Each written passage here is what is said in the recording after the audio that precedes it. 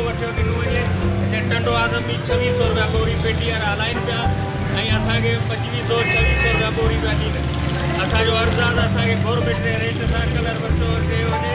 डीसी साहिब जी महिरबानी थींदी। एचएम खे बि अर्ज़ु आहे जो असांजो इदारो माना असांजो मसइलो हल न कंदा, असां इदारो वधाईंदासीं, पोइ हाईवे बंदि कंदासीं।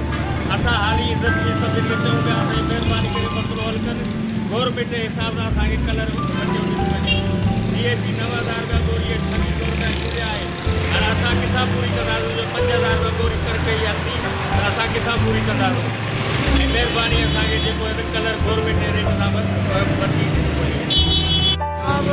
छदापुर जे रुकेश आहे त गवर्नमेंट जे रेट सां 1770 रुपया यूरिया जो रेट आहे ऐं गवर्नमेंट जो रेट आहे। उन हिसाब सां असांखे बाड़ मुहैया कयो वञे। डीज़ल जो रेट जो ऐं यूरिया जी का फाल न आहे। सिर्फ़ु ऐं सिर्फ़ु जेके स्टॉक होल्डर आहिनि उहे पंहिंजो स्टॉक करे ऐं नाजाइज़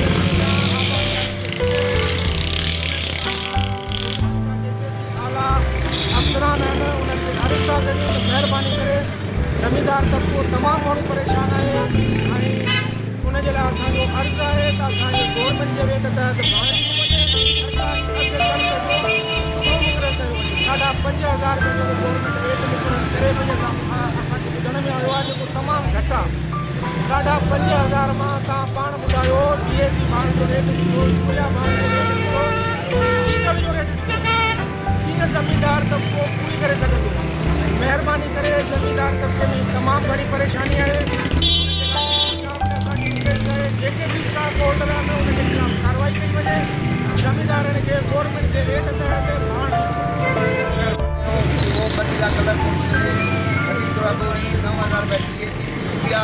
कौन तो मिले असांखे स्टाक रखियो वेठा आहिनि।